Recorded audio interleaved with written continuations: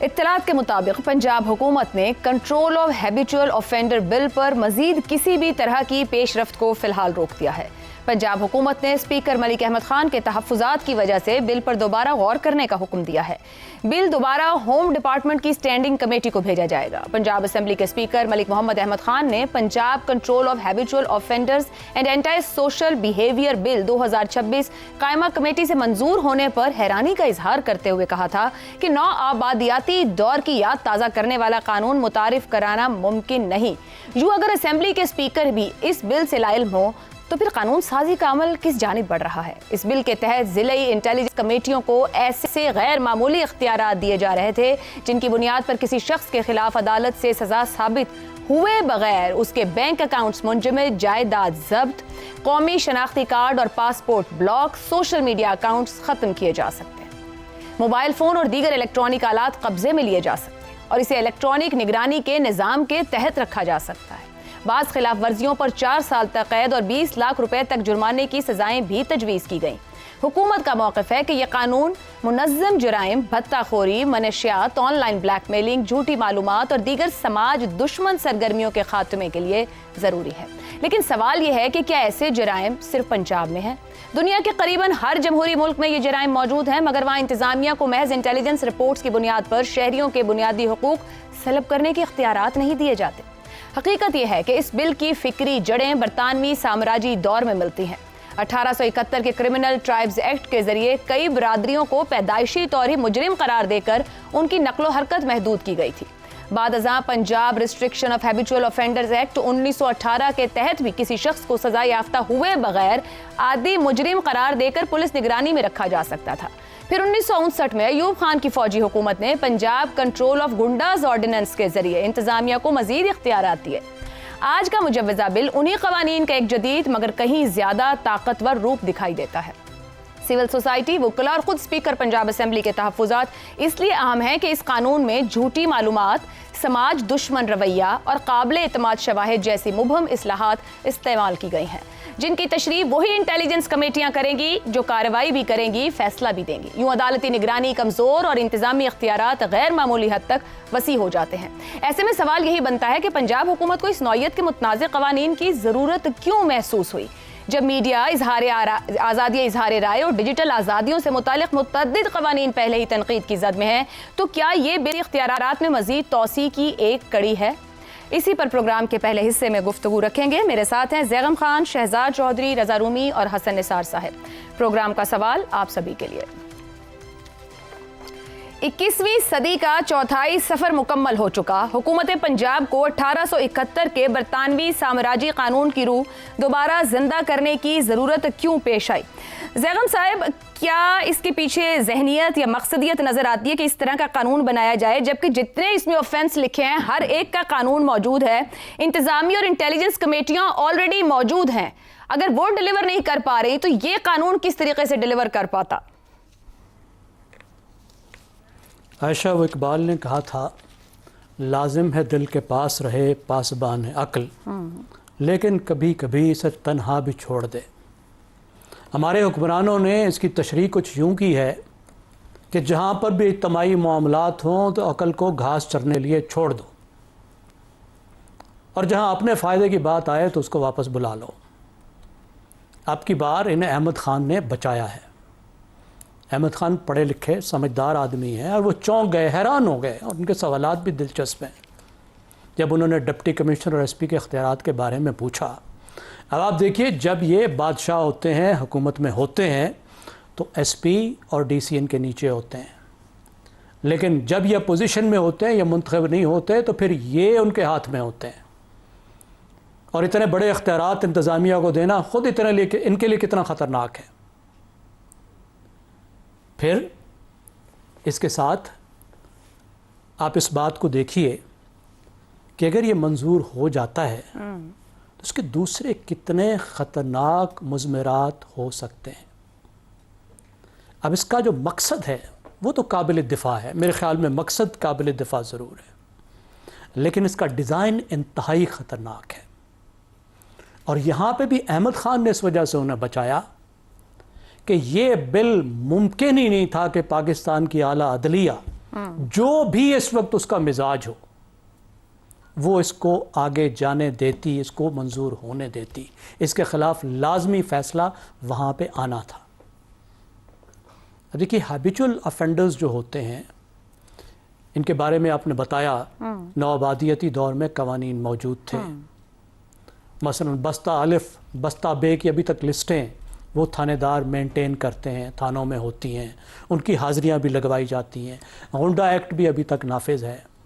اب جو habitual offender ہے اس کا مطلب وہ ہوتا ہے جس کو عدالت نے کئی بار سزا دی ہو. یہ تعین تھانہ دار نہیں کرتا کہ ہیبیچول افینڈر کون ہے. ایک ہی طرح کے جرم پہ بار بار کسی کو عدالت سے سزا مل رہی ہے تو ظاہر اس کا چانس ہے کہ وہ دوبارہ ویسا جرم کرے گا, تو اس کی سرویلنس کی ضرورت ہوتی ہے. مغربی ملکوں میں بھی کچھ جرائم کی اگر وہ ہیبیچول ہوں, بار بار کیے ہوں, ریپیٹ افینڈر ہوں, تو ان کی سرویلنس کی جاتی ہے, ان کو پٹے بھی لگائے جاتے ہیں, ان کو محدود بھی کیا جاتا ہے, نگرانی بھی کی جاتی ہے. مثال کے طور پہ سیکس افینڈرز, بچوں کے خلاف جرائم کرنے والے لوگ, خواتین کے خلاف جرائم کرنے والے لوگ. لیکن یہ ایک لا اینڈ آرڈر کا مسئلہ ہوتا ہے, یعنی انتظامیہ پولیس ان سے ڈیل کرتی ہے ایک لا اینڈ آرڈر کے پرابلم کے طور پر. زیغم صاحب میری سمجھ کے لیے مجھے سمجھائیے گا, میں رینکنگ چیک کر رہی تھی پاکستان کی پولیس کی, رینکس موسٹ کرپٹ اور لیسٹ ٹرسٹڈ ہے پاکستان میں. گورننس اور ایڈمنسٹریشن دیکھ رہی تھی تو عوام کا کانفیڈنس بالکل لو ہے, اور وائڈ سپریڈ ان کا اس بات پر احتجاج ہے کہ اینٹی کرپشن کے لیے بھی جو ایفرٹس ہیں وہ نہیں ہوتے. یہ میں ان اداروں پر لوگوں کے ٹرسٹ کی بات کر, جب میں آپ سے کہتی ہوں کہ آلریڈی جو کمیٹی میں لوگ مینشن کیے گئے ہیں وہ انتظامی اور انٹیلیجنس اداروں کے اندر ان عہدوں پر موجود ہیں, جب وہ بیٹھے ہوئے ہیں, ہم نے سی سی ڈی پہ کچھ دن پہلے بات کی, اگر تب کوئی پروسیجر فالو نہیں ہو رہا ہے, ایس او پی فالو نہیں ہو رہا, قوانین ہر طرح کے موجود ہیں, ہر طرح کے کرائم کے, سسٹم کے اوپر لوگ ٹرسٹ نہیں کر رہے, تو یہ کمیٹی جو بنے گی وہی لوگ ہیں جو اس وقت بھی رن کر رہے ہیں ڈسٹرکٹ لیول پر, ڈویژنل لیول پر, پروونشل لیول پر. تو پھر یہ سوچ کیسے آئی کہ وہ لوگ اس پروسیجر کے تھرو ڈیلیور کر پائیں گے آلریڈی ایگزسٹنگ کوئی بھی قانون یا پروسیجر کے تھرو, جب وہ ڈیلیور نہیں کر پا رہے؟ عائشہ یہ خود ایک طرح کا سی سی ٹی سسٹم ہے نا, کہ آپ نے پولیس کو ٹھیک نہیں کرنا ہے, آپ نے نئی لیجسلیشن نہیں کرنی ہے, آپ نے عدالتوں کو فاسٹ نہیں بنانا ہے, عدالتی ریفارم نہیں کرنی ہے, آپ نے کچھ بھی نہیں کرنا, آپ نے کوئی انتظامی حل نکالنا ہے, کوئی انتظامی جگاڑ نکالنا ہے. اگر یہ وہاں تک رہتے جہاں تک قوانین کو اپڈیٹ کرنے کی ضرورت تھی تو بات تو ٹھیک تھی, لیکن جہاں پہ آپ پولیس کو مکمل اختیار دے رہے ہیں کہ آپ خود سزا بھی دے لو, آپ رگڑا بھی لگا لو, آپ لوگوں کے بنیادی آئینی حقوق بھی چھین لو, تو پھر اس کا کیا مطلب ہے؟ پھر تو آپ ایک اور طرح کی ایک سی سی ڈی لانچ کر رہے ہیں نا, اور وہ بھی اس طرح لانچ کر رہے ہیں کہ سروے اس کے اوپر کوئی نگرانی کا مؤثر نظام بھی نہیں. اب آپ بتا رہی ہیں کہ اپیل کا کیا سسٹم ہے. اپیل کا سسٹم اتنا مذکا خیز ہے کہ آپ یہ کہہ ہی نہیں سکتے کہ اپیل کسی طرح کی بھی اپیل موجود ہے. پھر آپ ایک اور بات دیکھیے, ٹھیک ہو گیا, دیکھیں جس کو یہ کہتے ہیں انسداد سماجی رویہ, ویسے تو عجیب و غریب ہے, میں بار بار یہی پڑھ رہا ہوں. انسداد سماجی رویہ کا تو مطلب یہ ہے کہ جس کا سماجی رویہ ہے ٹھیک ہے اس کا رگڑا لگایا جائے.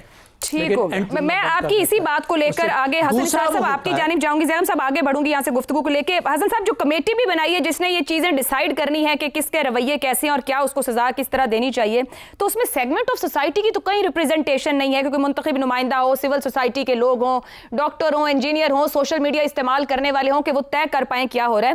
تو کیا واقعی جرائم کے خاتمے کا قانون ہے یا شہری آزادیوں کو خاموشی سے محدود کرنے کا ایک اور نسخہ ہے؟ پتہ نہیں یار, میں بہرحال ایک بات زیغم صاحب نے کی ہے, میں اس کی توثیق کرتا ہوں. میرا ذاتی خیال یہ, میں پہلے بھی کہہ چکا ہوں شاید اپنے پروگرام میں, کہ احمد خان کھائی اس کا پورا نام ہے, اس سے زیادہ پڑھا لکھا بندہ مجھے حیرت ہوگی اگر اس ایوان میں کوئی ایک بھی ہو. I know him a little too well. اچھا, باقی سوال آپ کا جو ہے وہ 1871 کے برطانوی سامراجی قانون کی روح دوبارہ زندہ کرنے کی ضرورت. اصل بات یہ ہے کہ بی نو آبادیاتی نظام فوت کب ہوا تھا؟ پہلے یہ بتاؤ مجھے کہ اسے دوبارہ زندہ کرنا پڑا.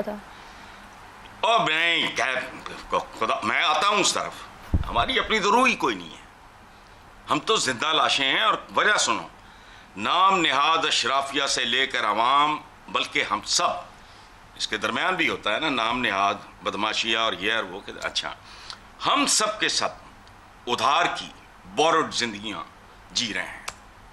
غور کرنا, شرمانا نہیں.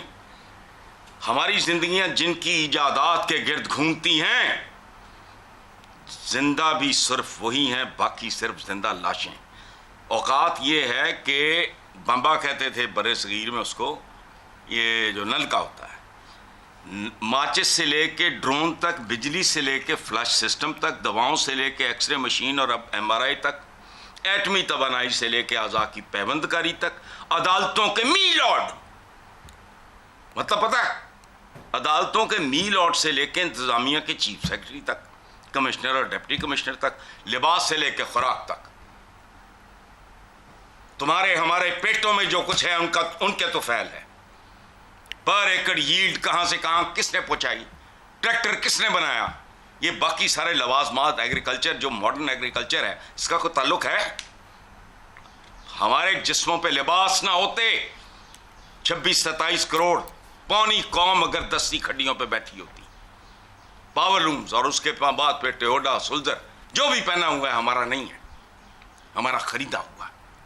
اچھا، یہ لباس سے لے کے خوراک اور رہن سہن تک ہم زندہ قوم ہیں، لیکن نہ جسم آپ کا اپنا ہے، نہ روح آپ کی اپنی ہے، نہ سوچ آپ کی اپنی ہے، آپ کے لباس، تو آپ کہہ رہے ہیں آج کے حکمران بھی 150 سال پرانے حکمرانوں کے تھاٹ پروسیس کے ساتھ حکمرانی کر رہے ہیں؟ نہیں، یہ ان سے بھی بدتر ہیں۔ وہاں پھر انصاف تھا۔ یاد رکھو برے صغیر پہ احسان، ہم الحمدللہ مسلمان ہیں، لیکن ہندوؤں کے ساتھ ظلم کی جو انتہا ہوتی تھی، مرد مر گیا، اس کی جوان بیوی بچے گئے بھاڑ میں، ستی کر دیتے تھے، اس کو زندہ جلا دیتے تھے۔ ٹھیک، گورے کے احسانات اور ریلوے جب پٹڑیاں بچھی تو برے صغیر کے پڑھے لکھے لوگ بھی کہہ رہے تھے کہ گورا لوہے کے پٹے ڈال کے ہمارا ملک کھینچ کے لے جائے گا۔ یہ اوقات ہے، ٹھیک ہے ہے، کیا آپ کے پاس؟ ٹھیک ہے۔